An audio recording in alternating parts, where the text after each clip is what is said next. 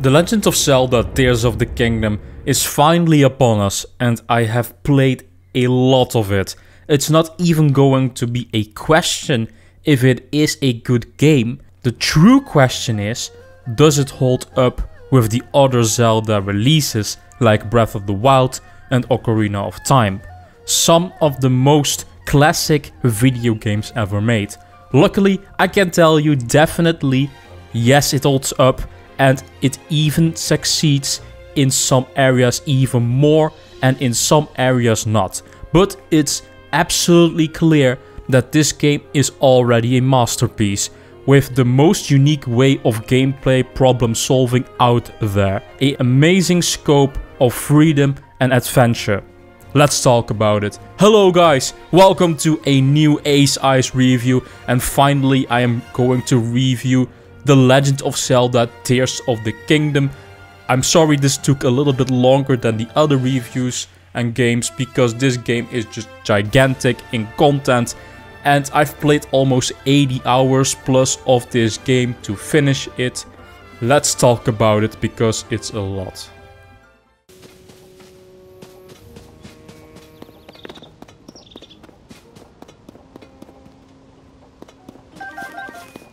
Graphically, Tears of the Kingdom isn't that mind-blowing, especially compared to what the PlayStation 5 and Series X have to offer. But for a Nintendo Switch title, it is absolutely black magic how well optimized it runs with the scope it presents. You are able to dive freely from the Sky Islands to the Hyrule surface and even further than that. The biggest surprise you will immediately notice is that there are the depths below Hyrule, and it's dark, scary and dangerous out there. But I will talk about that place later in the review, so don't worry about that. What really drives the look of Tears of the Kingdom is its strong art style and amazing atmosphere built with a full-fledged day and night cycle and a weather system that makes it fun and unpredictable to survive every time. The character models are great and the lighting brings atmosphere to every scene you explore. The soundtrack is also strong, sometimes a bit too much in the background though, but it always delivers the Zelda style that is sometimes quirky and adventurous.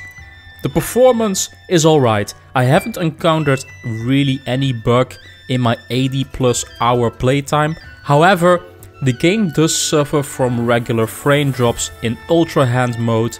I hope this can be a bit smoothed out in further patches, but it's far from unplayable. The graphics are amazing, especially for a AAA Switch title that runs on dated hardware. It's able to do so much stuff and it just all works.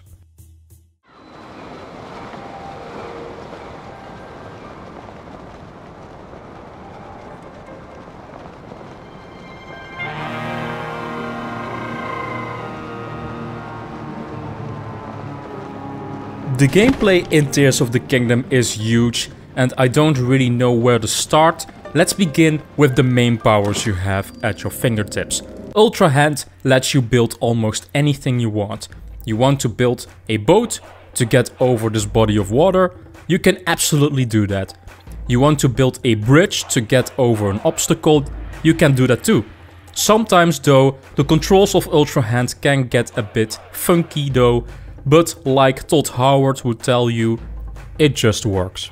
Yeah, you can build some very weird things in this game.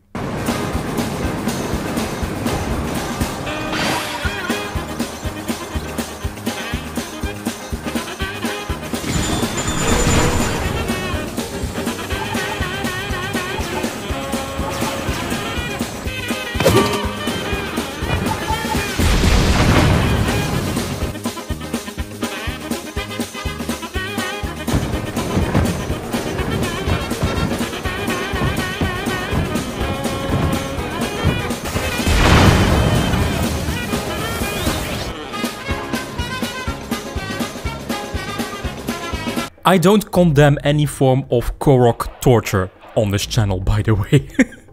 The fuse mechanic lets you fuse any weapon or item together to make weird monstrosities.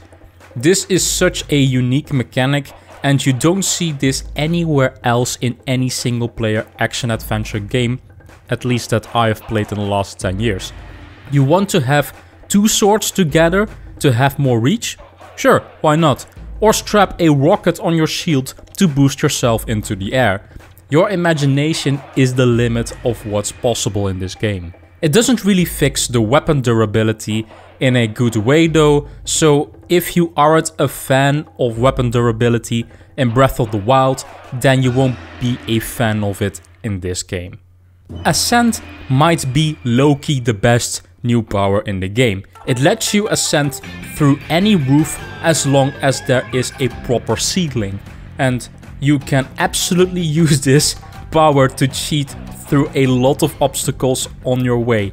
I love it. Sometimes in a way that's not really supposed to work, but that's really the slogan of this game. Just try it and it might work. And then there is also the rewind power. This lets you rewind every loose object or structure in time for about a minute or so. It's really handy to get to higher places with Sky Island debris that has fallen down on the surface as an example. All these powers are absolutely vital to Tears of the Kingdom's creativity, and a lot of players will absolutely love them. The map of Tears of the Kingdom is almost 3 times larger than the one from Breath of the Wild, with the Sky Islands to explore, but also the amazing creepy depths. There are a lot of secrets down there that I won't spoil for you, but it's one of the most fun dungeons in a video game I have ever explored. You need to use Bright Bloom seeds in order to make your way through the dark depths, and you will discover some new intriguing mysteries down there and a lot of valuable crafting materials. But be careful of the enemies down there, because they are even more punishing than the monsters on the surface. The game isn't only bigger in size, but also in volume of content. There are so many interesting side quests to tackle or exploration to do that are much more expensive than Breath of the Wild. You will see something interesting to do every 20 seconds you traverse the open world. The enemy variety has also been increased, and the AI can be brutal. The survival mechanics are still just as punishing as the previous game. My only complaints on the gameplay front is the lack of a faster cooking method, and the menu navigation can sometimes get a bit cumbersome. This game also leans a bit too much on its building to solve the multiple puzzles. While they did improve the dungeons, they are still not on the level of other Zelda games, especially Ocarina of Time. I don't really need 100 shrines. I would just have liked 7 or 8 really good temple dungeons. This game feels a little bit like a half step with its dungeons instead of a full one. Otherwise, the gameplay is awesome and the most addicting gameplay loop this year. Amazing work from Nintendo.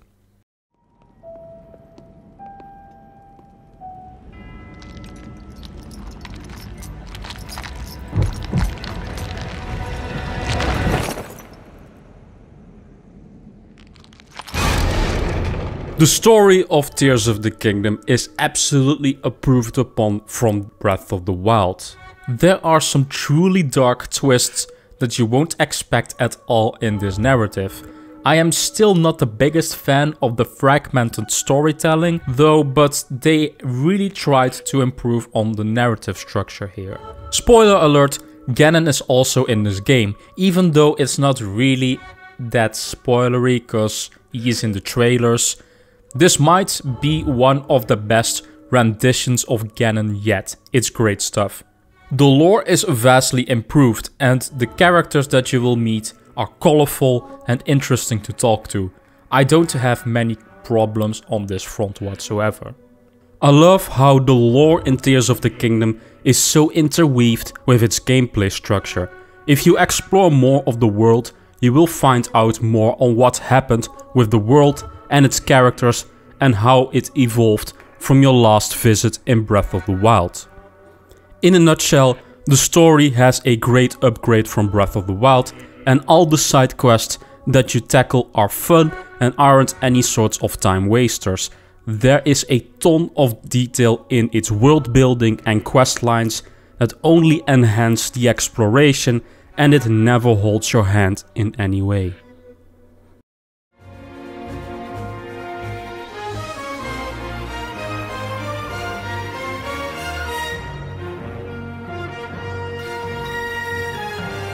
Tears of the Kingdom is a masterclass in exploration and fun survival gameplay.